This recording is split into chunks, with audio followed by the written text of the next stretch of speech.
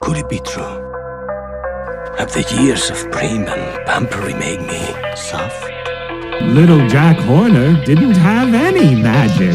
He was a pathetic, buttered baker's boy. Little Jack. Dang, I'm Big Jack Horner. And I don't mean it metaphorically or rhetorically or poetically or theoretically or in any other fancy way. I'm deaf, straight,